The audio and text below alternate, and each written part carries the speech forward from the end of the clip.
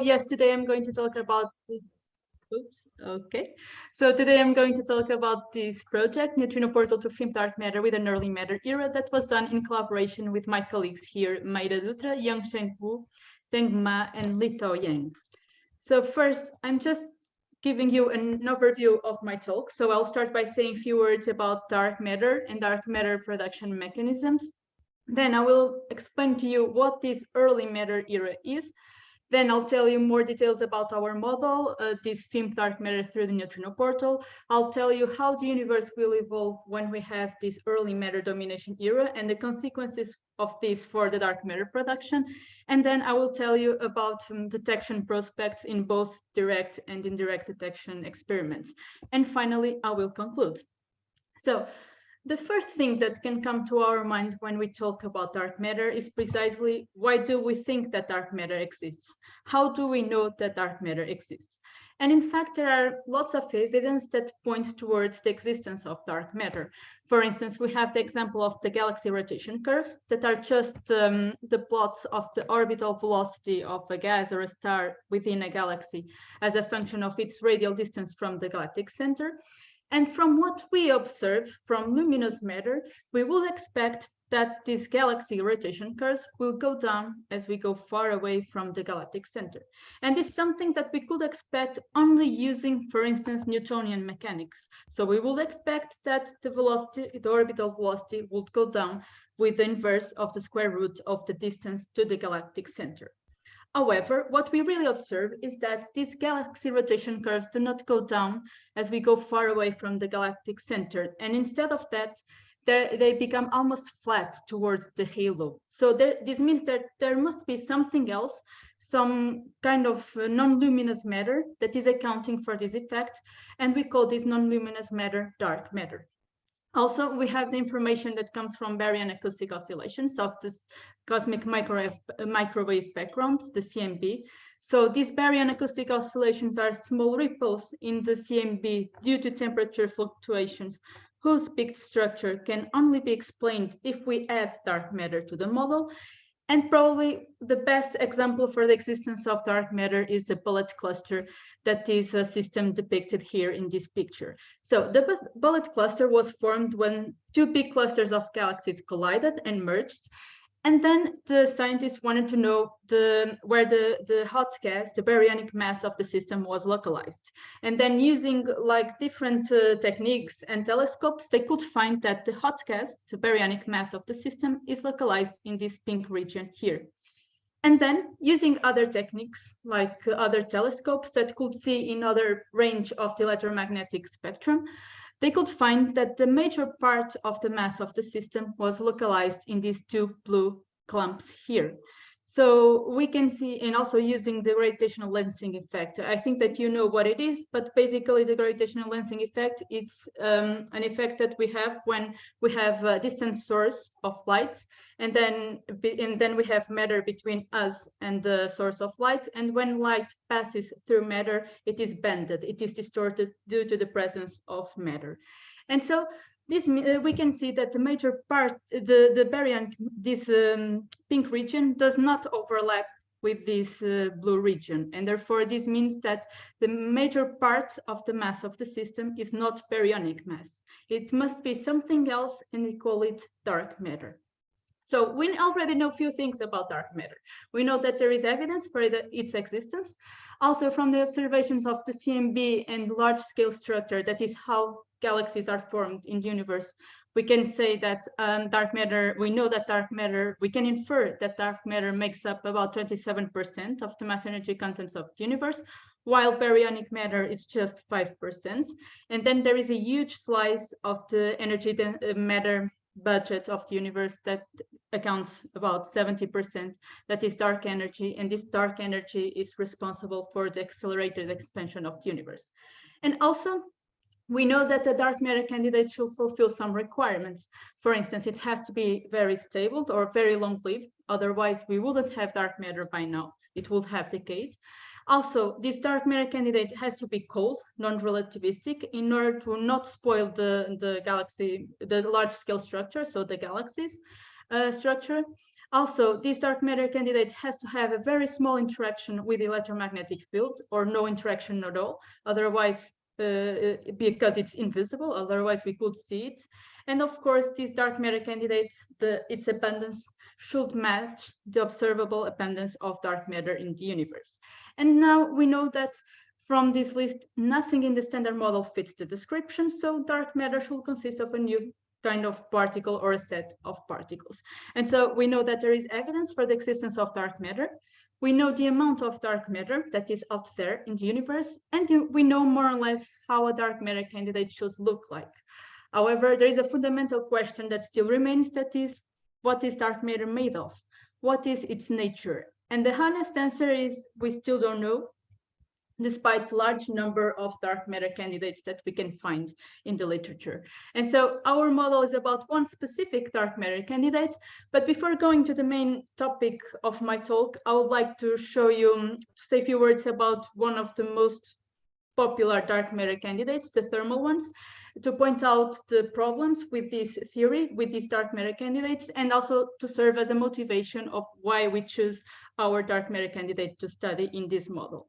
And so one of the most well-known and well-studied dark matter production mechanisms is the so-called freeze-out mechanism. So the freeze-out mechanism assumes that dark matter, which I represent here by this X, was in thermal equilibrium with the standard model particles in the early universe. So this means that in the early universe, standard model particles were producing dark matter, and dark matter was producing standard model particles. They were in thermal equilibrium. And I think that the best way to explain to you this freeze-out mechanism is to show you a plot. And so in this plot, we represent the yield of dark matter, that is just a ratio between the number abundance of dark matter and the entropy density of the universe, this small s, as a function of this x parameter. And this x parameter is just a ratio between the dark matter mass and the temperature of the system. So this dashed line corresponds to the equilibrium yield of dark matter. So this means that if dark matter is in thermal equilibrium with the standard model particles, its yield should follow this dashed line, because if they are in thermal equilibrium, they share a common temperature. And then we have here different final yields of dark matter that correspond to different dark matter coupling lambdas to the standard model. So if we want to build a plot like this, basically we just have to solve a Boltzmann equation that is stated here. So in the left-hand side of the Boltzmann equation here, we have basically how the universe evolves. This h here is the Hubble parameter. And then on the right-hand side, we have the collision term that tell us how dark matter is produced, basically. And sorry, here I'm just assuming the simplest case, that is just considering annihilation and inverse annihilations of a standard model and dark matter particles. And this sigma b stands for the thermal average cross-section of the process. And so according to the freeze-out mechanism, initially dark matter was in thermal equilibrium with the standard model particles. We can see that its yield followed the dashed line. And just when the interaction rate between both these two sectors, this capital X, becomes smaller than the Hubble parameter, which means that virtually no particles are being created or destroyed within a Hubble time, dark matter will decouple from the thermal path and its abundance becomes constant. So we say that at this point, dark matter has frozen out. So since the typical cross-section that provides the observed dark matter abundance is of the order of the weak scale, we call this dark matter candidate WIMPs, weakly interacting massive particles.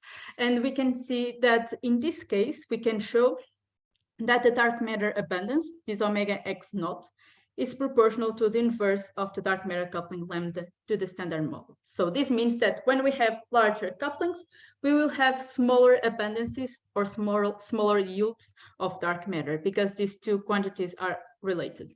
And that's something that we can see here in these plots. So of course that these couplings are really, really huge, but this is just for illustration.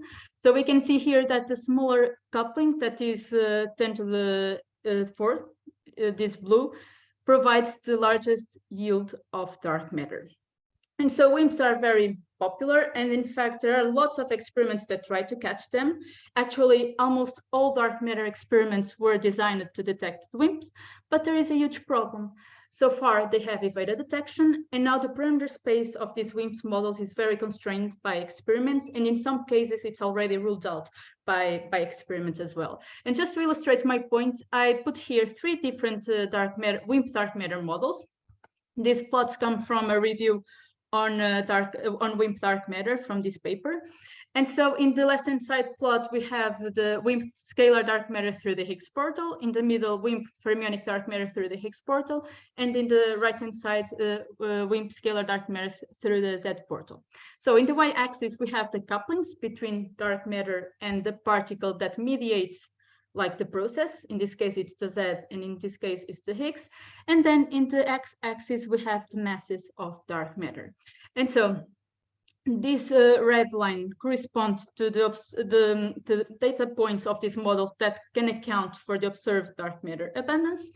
And this colored region corresponds to exclusion region that come from dark matter experiments. For instance, if the parameter space of the model lies in this blue region, it is excluded due to data coming from LUX. LUX was a direct detection dark matter experiment that now it's not collecting data anymore because it has a successor. And for instance, if the parameter space lies in this pink region, it is excluded due to data that comes from xenon 1 ton. And so we can see that in all these models, the parameter space is completely ruled out. Actually, in this WIMP scalar dark matter model, in this resonance region, probably we can have still hope of finding a dark matter candidate, but still the parameter space is very constrained. And this happens with several other WIMP models with other portals. And so maybe this means that the WIMP is waning, and maybe this means that we need an alternative to this WIMP paradigm. And this alternative can be given by relaxing this initial assumption of thermal equilibrium. And if we do so, we can talk about the freezing mechanism. So the freezing mechanism assumes that dark matter was never in thermal equilibrium with the standard model particles, which means that in the early universe, standard model particles were producing dark matter, but there is no back reaction from the dark matter side. So the particle production occurs mainly in this way. And again, the best way to explain to you the freezing mechanism is to show you a plot. And again, in this plot, we have the yield of dark matter in the y-axis as a function of this x parameter. The dashed line corresponds again to the equilibrium yield of dark matter. And then we have different final yields of dark matter depending on the dark matter coupling to the standard model. So if we want to get a plot like this, we have to solve the Boltzmann equation that is stated here. In this case, we can see that the left-hand side is exactly the same of the freeze-out case, but the right-hand side is completely different from the case of freeze-out mechanism. And this happens mainly because the initial conditions of the freezing mechanism are totally different when compared to the initial conditions of freeze-out mechanism. And so here I'm also assuming the simplest case of freezing that we can have, that is just assuming the decay of a generic standard model particle, which I call sigma. And then, so this is the decay width. This m sigma is the mass of this generic standard model particle, and K1 and K2 are just modified Bessel functions. But so according to this freezing mechanism, initially the abundance or the yield of dark matter is negligible, is 0, and then its yield is increasing due to the decays of this standard model particle into dark matter. And just when there is no more energy to produce dark matter, or the abundance of this sigma particle is very low and it cannot produce dark matter anymore, the yield of dark matter becomes constant, and we say that at this point, dark matter has frozen in. So since in this case, the typical couplings that provide the observed dark matter abundance are so small, so feeble, even feebler than the couplings of the freeze-out case, we call these dark matter candidates FIMPs, feeble interacting massive particles. And in this case, the interaction rate of all processes that contribute to the dark matter freezing production are always smaller than the Hubble parameter. Actually, this constitutes the freezing condition. And for instance, if we wanted to know whether a particle is produced via freezing or freeze-out mechanism, we should always to contrast the interaction rate of the processes with the Hubble parameter. And if all of them are smaller than the Hubble parameter during the whole process, So this means that the dark matter candidate is produced via freezing. And in fact, we can see that here in this plot, the dark matter yield never follows the equilibrium yield of dark matter. So in the case of freezing, we can show that the dark matter abundance is proportional to the dark matter coupling lambda. And this means that larger couplings will also provide larger abundances or yields of dark matter. That is something that we can also see in this plot. So this is the freezing mechanism. And just to summarize what I've told you so far and to point out the main differences between freeze out and freeze in, I prepared this summary plot. So again, freeze out, initially dark matter was in thermal equilibrium with the standard model of particles, and just when the interaction rates become smaller than the Hubble parameter, it decouples from the thermal path and its abundance becomes constant. In this case, the dark matter abundance is proportional to the inverse of the dark matter coupling lambda. And although there are lots of experiments that try to catch WIMPs, they have evaded detection so far. And now the parameter space is very constrained. And in some cases, it's already ruled out by experiments. On the other hand, in the case of freeze-in, dark matter was never in thermal equilibrium with the standard model of particles. Here we can show that the dark matter abundance is proportional to the dark matter coupling lambda. And so from here, we can see that we will need smaller couplings when compared to the freeze-out case in order to attain the observed dark matter abundance. And on the one hand, this is very good because this means that FIMPs can evade the stringent observational constraints that WIMPs cannot do anymore. But on the other hand, this can also be very bad because with such small couplings, it's really hard to find FIMPs in detection experiments. But in any case, in our model, we decided to go within this freezing mechanism, and our candidate is a FIMP. But yet there is another way of evading the stringent observational constraints, that is considering a non-standard cosmological evolution of the universe, or in our case, an early matter-dominated period. And what do I mean by this? So usually we assume that after inflation, the universe was immediately radiation dominated. And in fact, we know that at BBN, the universe was radiation dominated. And usually we assume that was the case when dark matter was produced. However, nothing prevents us from having this early matter era that is dominating the energy density of the universe after inflation and before BBN. We just need to ensure that we will not extend this early matter era for temperatures below BBN because we don't want to spoil the BBN predictions. But now the question is, why is it interesting to study this early matter domination era when it comes to dark matter? And it is interesting because it can lead to consequences for the dark matter production.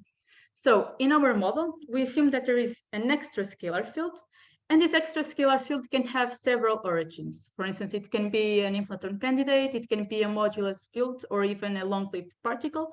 But the thing is that this scalar field, we can show that it will behave like matter, and it will be responsible for this matter component. But this matter component is not a relic. So otherwise, we would observe it today, and we don't. So this early matter era has to decay at some point. And in our model, we assume that it will only decay into standard model particles. So there are other models that assume that this matter era can also decay into dark matter. But in our model, we assume that it will only decay into standard model particles. So this means that it will produce standard model radiation, it will inject entropy, and this will lead to a dilution of the dark matter number density. And this means that for the case of freezing, we will need larger couplings when compared to the freezing in the usual radiation era in order to compensate for this dilution and to achieve the observed dark matter abundance. Because if you recall that plot of freezing, I showed you that with larger couplings, we can have larger abundances or larger yields of dark matter. And if there is a dilution, we really need more dark matter to be produced. And therefore, if we can have also larger couplings, maybe this means that this model can become testable in detection experiments. And therefore, the bottom line here is that having the dark matter production during this early matter domination era can have important experimental and observational effects. And now the last part of my long introduction. So why did we decide to study these neutrinos, the neutrino portal? So we know that neutrinos are another mysterious part of the universe. We know that they have small masses and mixings that are not predicted by the standard model, and therefore they require for theories beyond the standard model, as happens with dark matter. And so having a model that can connect these two mysterious parts or components of the universe, and also having a mechanism that can explain at the same time, like the standard model neutrinos masses and the phenomenology of dark matter, seems to be a very interesting idea. And also in the literature, we could already find some works on non-standard cosmologies, FIMPs, through the Higgs portal. Actually, I worked in a couple of papers on that. In the case of WIMPs through the neutrino portals, they were extensively studied. Like, this is just a review on that. Also, we could find some papers on WIMP production during non-standard cosmologies. Very few papers on neutrino portal and FIMPs. And so, given the status of the literature, we thought that it would be very interesting to study the impact of this early matter era into the FIMP neutrino portal. And that's what I'm going to tell you about now. So, I'm sorry. in our model, we see, yes? Can I interrupt you? Yes, sure. In principle, is it possible to have this matter field decaying not only into the standard model particles, but into the dark matter? Yes, it's possible. Yes. And why you don't consider that possibility? Because we just consider the simplest case that is just decaying into standard model particles, but it is possible as well that happen, Okay. and some models do it. Thank you. No worries. So as I was saying, so here is our model. We are assuming that there is a hidden sector, which is comprised by a fermion chi and a scalar S, and also 3 heavy neutrinos and R, which are responsible for mediating both sectors, and also for providing mass to the standard model neutrinos through the type 1 seesaw mechanism. So in our model, either the fermion and the scalar can be the dark matter candidate, and we will always choose the lightest one of them as the dark matter candidate. And also we have here a Z2 symmetry that prevents the dark matter candidate from decaying. Here, I just have the Lagrangian of the model. We have the usual standard model part. Then we have the hidden term, which contains the mass and kinetic terms of the hidden sector. The seesaw term, which is related to the generation of the standard model neutrino mass. And also we have the portal term, which contains interaction between dark matter and heavy neutrinos, and consequently between dark matter and the standard model. And I can tell you that in this particle physics side of the model, we have 2 important free parameters that are the dark matter coupling lambda and the Yukawa coupling y. And we will see that they will play a fundamental role in our model. So this is basically the particle physics contents of the model. And now I'm interested in telling you about the cosmology, and in particular, how the universe will evolve when we have this early matter domination era.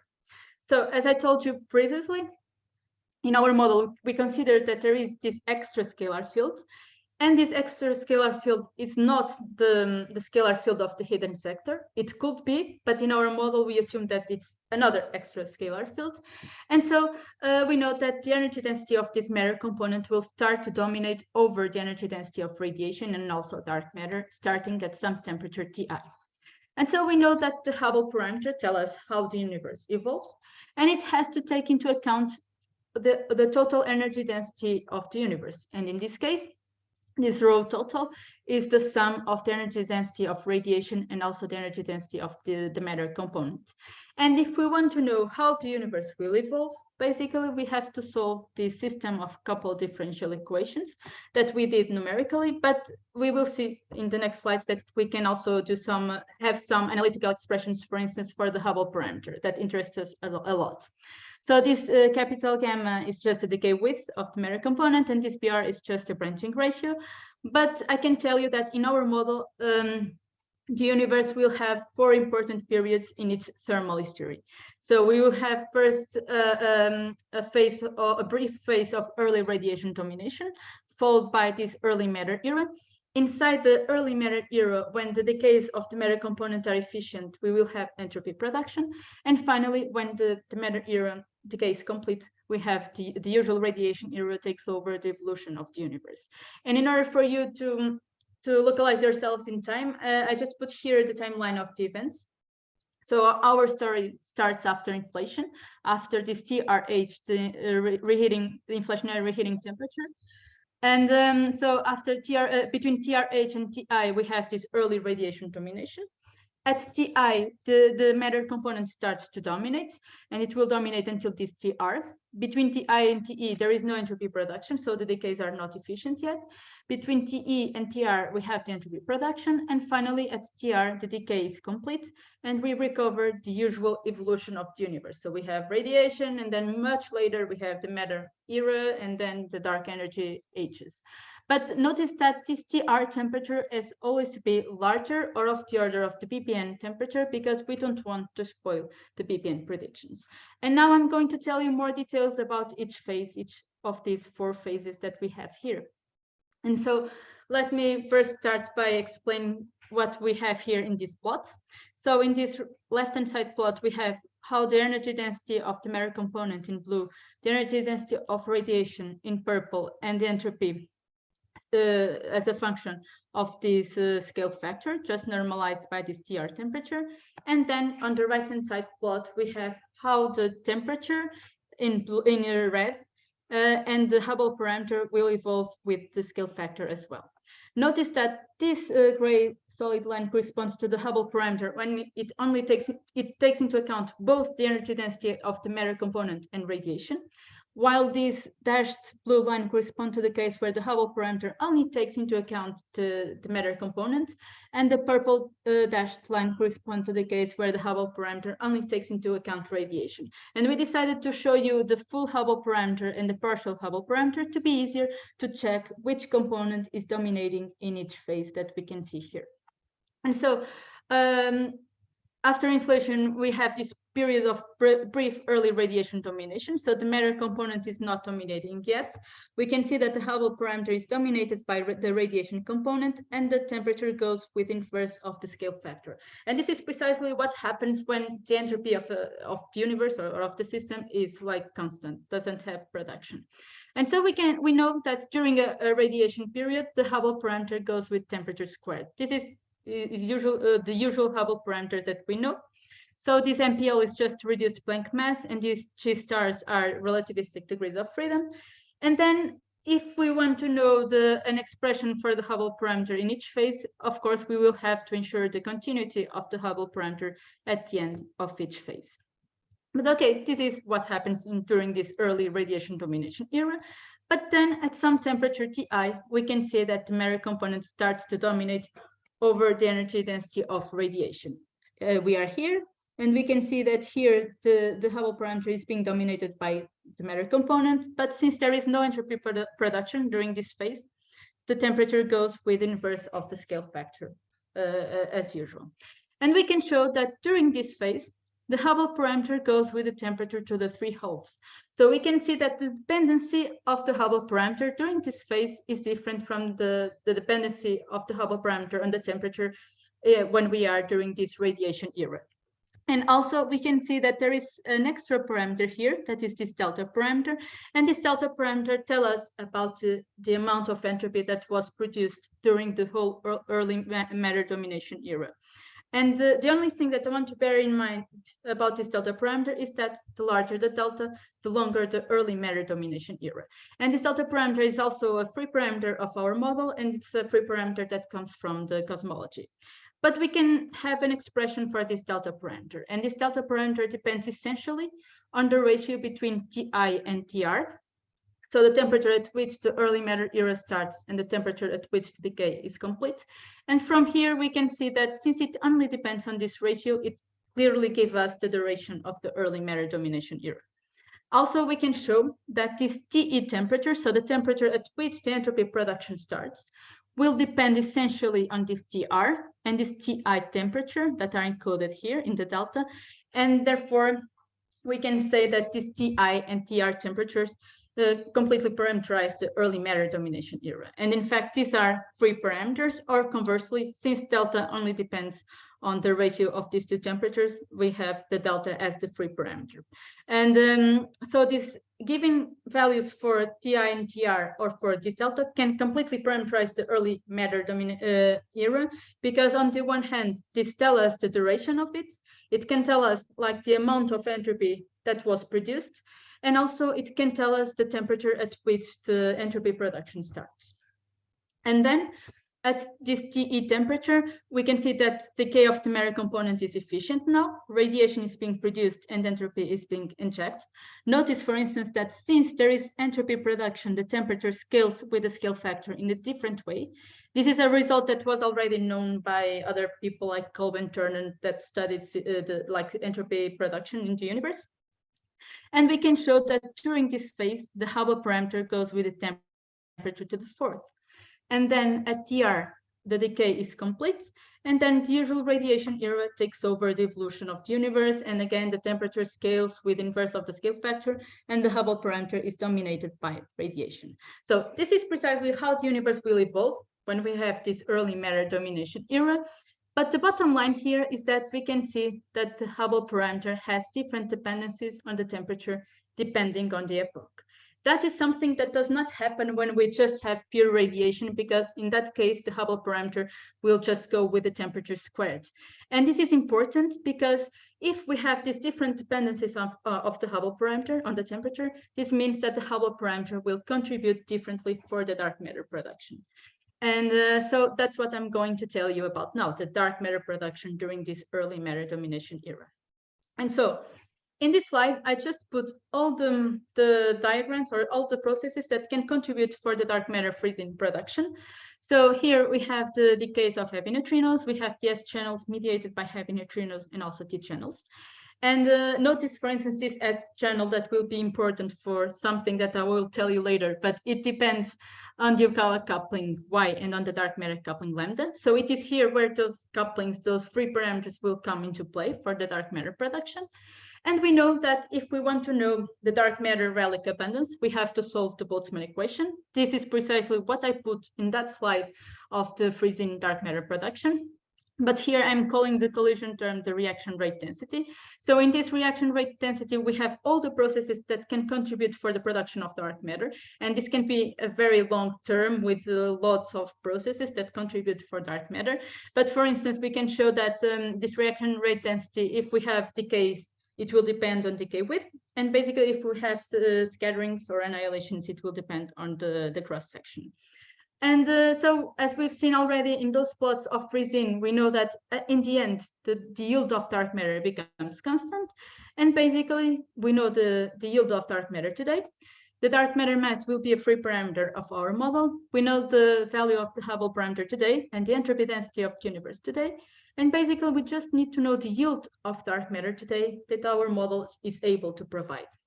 And to compute the yield, basically, we just need to solve this integral that depends on the reaction rate density. And therefore, the lambda and Yukawa coupling are encoded here. And also, it depends on the Hubble parameter, which in turn, the dependency on the temperature depends on the epoch that we are focusing on.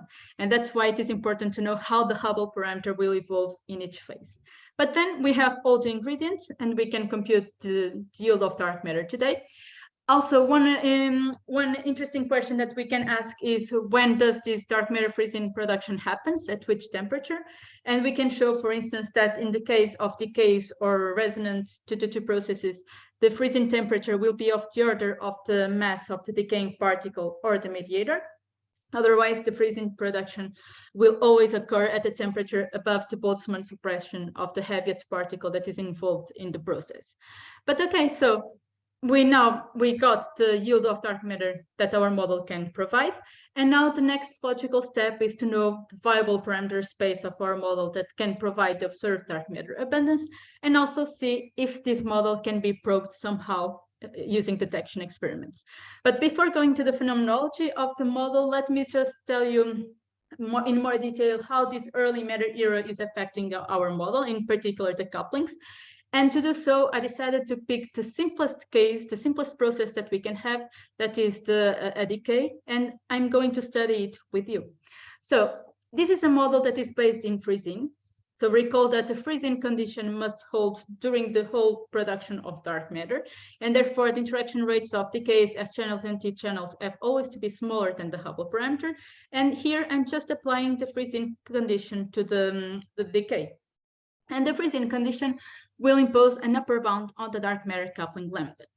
And here I have two different situations. In the first line, we have the case where delta is equal to 1, and recall that delta tell us the duration of the early matter domination era, and it is basically the ratio between Ti and Tr.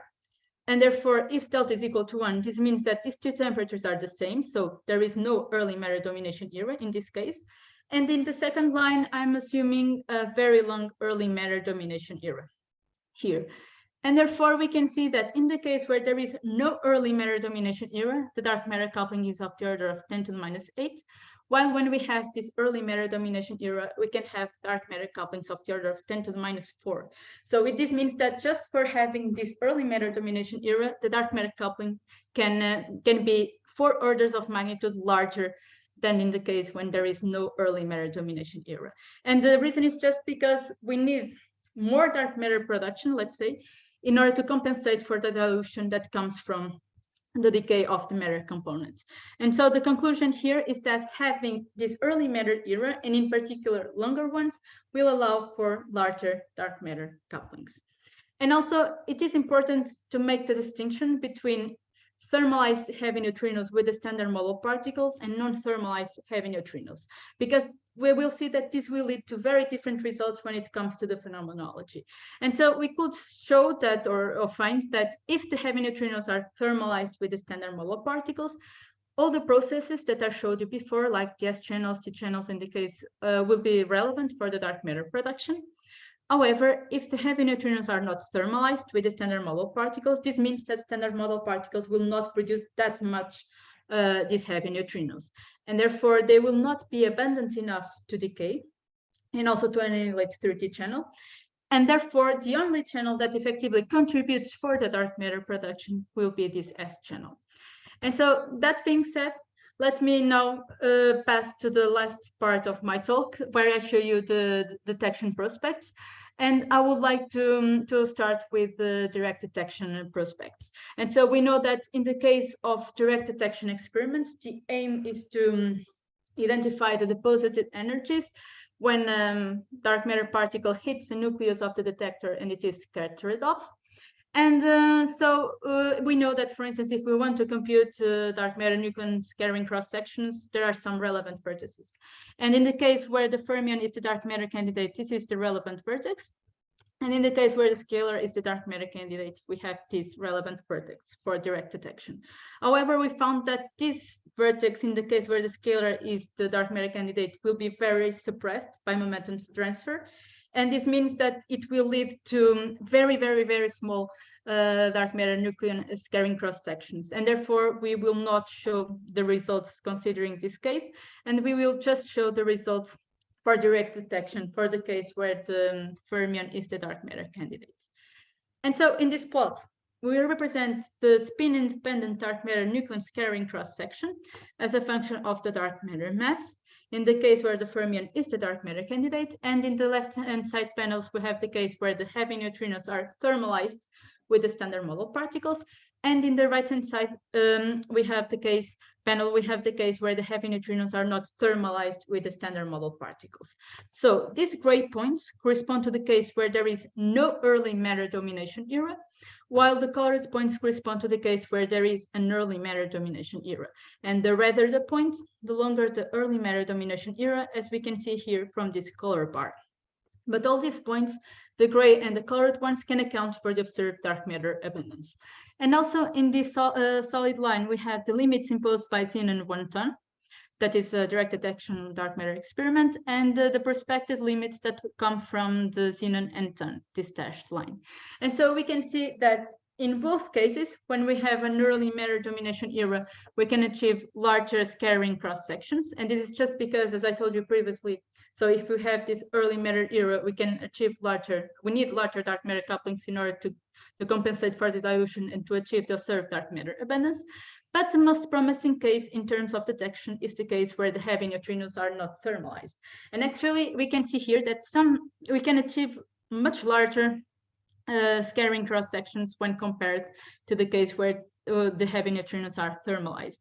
And the reason is just the following. So if we recall, I told you that when the heavy neutrinos are not thermalized, this means that the only channel that effectively contributes for the dark matter production is the S channel. And if you recall that S channel, it depends, the S channel diagram that I showed you, it depends on the Yukawa coupling Y and on the dark matter coupling lambda. So if the heavy neutrinos are not thermalized, this means that Yukawa coupling has to be very small. So we will need an even larger dark matter coupling in order to compensate for this Yukawa suppression and to achieve the observed dark matter abundance without compromising, of course, the freezing conditions. And this lambda is always smaller than 4 pi. But that is the reason why we can achieve these larger dark matter nucleon scattering cross sections. But we can see that even in this most promising case, it will be very hard to probe this dark matter model in the near future, because we can see that there is still a huge gap between our data points and the experimental limits, or where the detectors can probe. However, we can think about other ways of detecting these dark matter candidates, and we can look, for instance, to the indirect detection experiments. And we know that in the case of indirect detection experiments, the aim is to look for the product of the decay or annihilation of dark matter particles. And in particular, if the dark matter mass is larger than the heavy neutrino mass, then dark matter can annihilate into heavy neutrinos, and then heavy neutrinos can decay into standard model particles, and then it can also decay into, for instance, photons. And the good thing is that there are some experiments like Fermi, some telescopes, like Fermi and HESS, that can place some stringent constraints on the dark matter annihilation cross-section into heavy neutrinos. And therefore, in this plot, we represent the dark matter annihilation cross-section into heavy neutrinos in the y-axis as a function of the dark matter mass. In the upper panels, we have the case where the fermion is the dark matter candidates. Lower panels, the scalar is the dark matter candidates. Also, in the left-hand side panels, we have the case where the heavy neutrinos are thermalized with the standard model path. And in the right-hand side panels, we have the case where the heavy neutrinos are not thermalized. So here in this table, I just have all the free parameters of our model that are the masses of the particles of the hidden sector, the heavy neutrino mass, or conversely, the Yukawa coupling, because these two quantities are related, as you know. And also here, the Ti and Tr, or the ratio between them, that is the delta parameter. So these are the free parameters coming from cosmology. There is just one free parameter missing here, that is the dark matter coupling lambda, but we will use always the value such that all these points can account for the observed dark matter abundance. And this lambda has always to be smaller than 4 pi. But then we proceed to do a scan, and that's how we can get these plots and also the previous plots. But again, so these gray points correspond to the case where there is no early matter domination era, while the color lines can correspond to the case where there is an early matter domination era. And this solid line, blue line, corresponds to the limit imposed by Fermi. And the brown one corresponds to the limit imposed by Hess. And we can see that, again, in all cases, when we have an early matter domination era, we can achieve larger dark matter annihilation cross-sections. But the most promising case in terms of detection is the case where the heavy neutrinos are not thermalized. And actually, we can see that there are some data points that can already touch the bounds. And the reason is exactly the same. So if the heavy neutrino is not thermalized, this means that the S channel is the only one that can account for the dark matter production.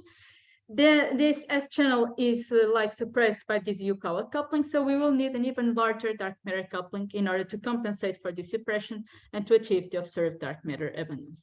And probably in this right-hand side plots, we have the main conclusion of our work, that is the FIMP neutrino portal with an early matter era.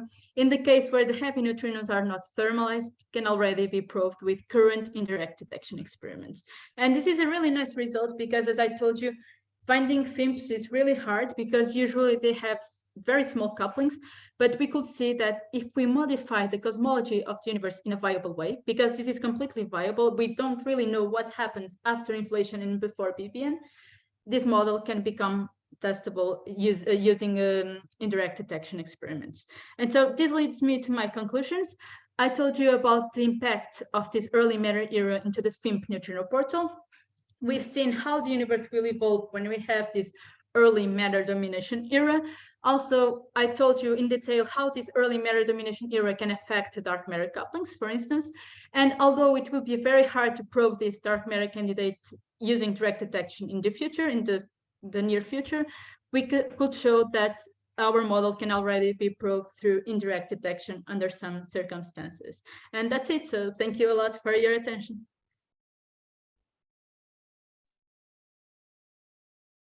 Thank you very much for the very nice and complete talk. Any question from the audience? Yeah, I have a question. Yes. This- Um, let me go a little bit back just to understand the basic of your model. So Yes. your model stated only neutrinos coupled to standard model particles, right? Yes. Let me show Only you. these heavy neutrinos. Exactly here. Wouldn't they have also more possibilities of having other effects? I mean, not only, I mean, I don't know, I mean, but will have these heavy neutrinos. What are the couplings of these heavy neutrinos with the standard model particle? Will have other effects? I mean, I would think that we have several effects in precision of observables in other things also. Yes, of course. These heavy neutrinos could have other interactions with the standard model particles, that it's for sure. But here I'm just saying that they will make the connection, are the only particles that can make the connection between the hidden sector and the standard model. And no other particle can make this like connection between these two sectors. But yes, they can have other like consequences for standard model particles, yes.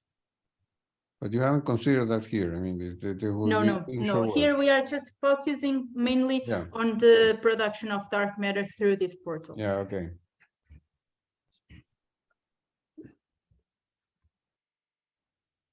More questions? I have a question. Um, I got confused with this early matter domination because, for instance, if we consider the sky as the dark matter, I guess that the field responsible for this early matter domination era was the complex scalar, right? It can be, but in our model, we assume that there is this scalar that belongs to the hidden sector and another scalar that is responsible for the early matter domination era. But that is a valid like possibility. And actually, there are some models that assume it. And in case of having signatures, it's even more interesting because at least from what I've read in some works where they consider that there is this hidden sector and the scalar of the hidden sector is leading the early matter domination era, what happens is that, so when you have these early matter eras, the matter density perturbations will be different from the case when we just have pure radiation. And so if we have this hidden sector particle leading the matter component, like the early matter era, what happens is that it can form very dense halos of dark matter. And inside those halos, dark matter can annihilate very efficiently, and then it can like produce gamma rays that could be detected also as well. So that case would be very interesting as well. It's possible, but in our case, we assume that there is another extra scalar field that is ruling the energy density of the universe at some point. So it was not present in the Lagrangian, let's say. No, it's completely external, just for having this modified cosmology of the universe. And for instance, so in this line, I draw a one loop diagram with this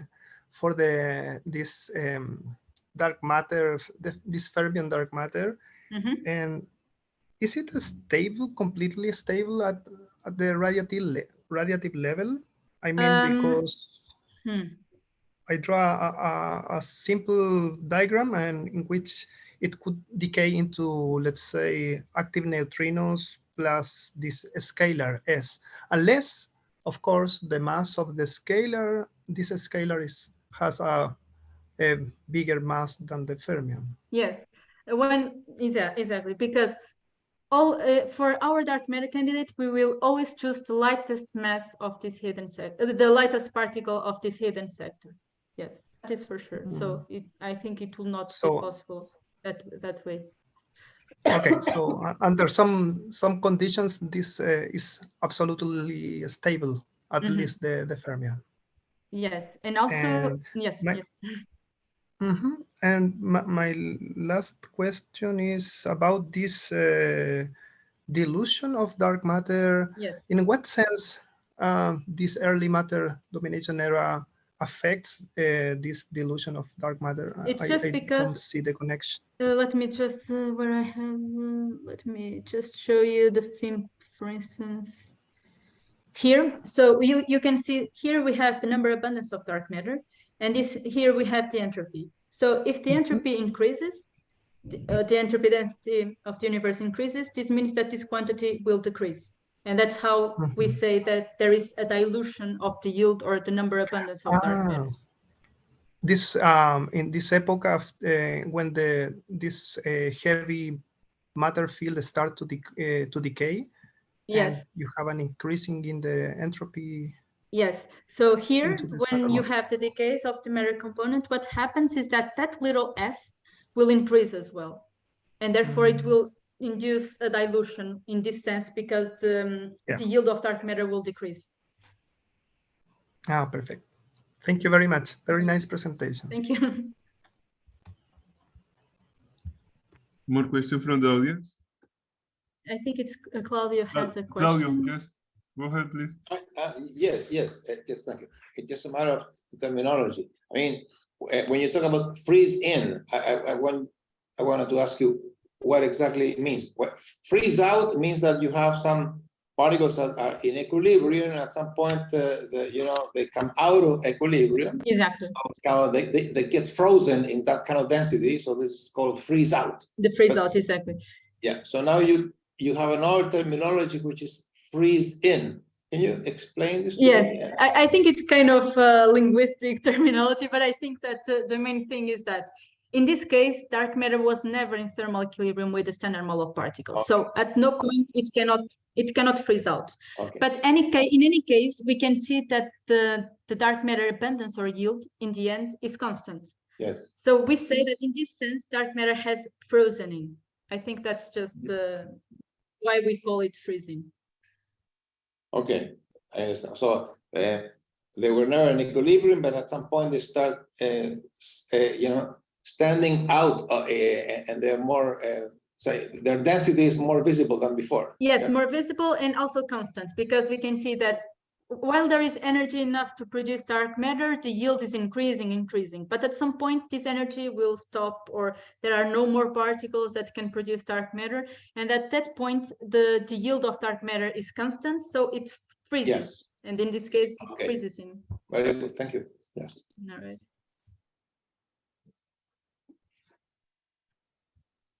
More questions?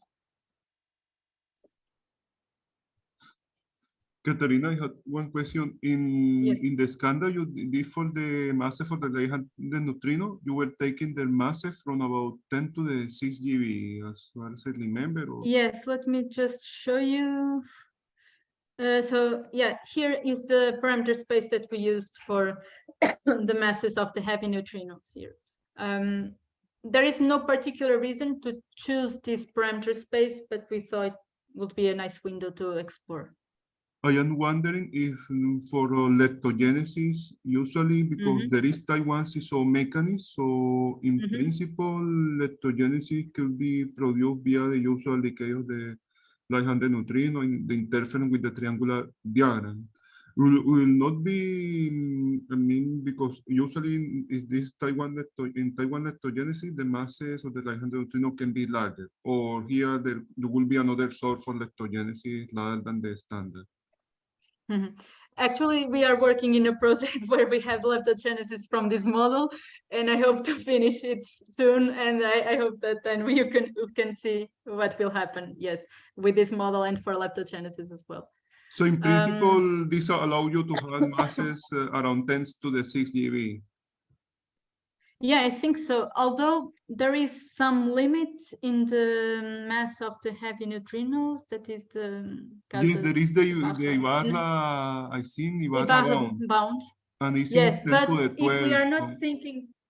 And I think that in this case, it will not be possible to have like leptogenesis if we want to explain, like, if we want to have this model, like having dark matter that is detectable in indirect detection experiments and these masses of heavy neutrinos. However, there are other leptogenesis models that we are exploring, and leptogenesis it will be possible also to explain leptogenesis within this model. But maybe not usually through the usual standard leptogenesis. So we'll mainly the decay of the chi field. Maybe I don't know, maybe the chi field which coupled with the right-handed neutrinos. Or maybe it needs to be extended to evade this, to evade this casas Ibarra bound. Yes, yeah. We are considering other like not the usual or the thermal leptogenesis. I think it's like thermal leptogenesis that it's called. We are considering other models of leptogenesis, but yes, we can also take a look at that tip that you tell me now. Thank you. Thanks a lot, Catarina, for the very nice talk. Okay. More Thank question from the audience. If there are no more questions, we thank Catarina for the very nice talk, very nice and complete talk, and we meet in the next seminar. Okay, thank you so much for inviting me. It's a pleasure to talk to you. We are very happy to Thank you, Catarina. meet you, Catarina. Bye. Have a very nice time, all of you. Yeah, bye. You Bye. too. I hope to meet you again in some conference here in Europe at some point. Yes, maybe in the flash of the next year, or Yes. hope to meet you soon in some conference. Have a very Yes. nice time. Bye. Bye. Okay. Bye.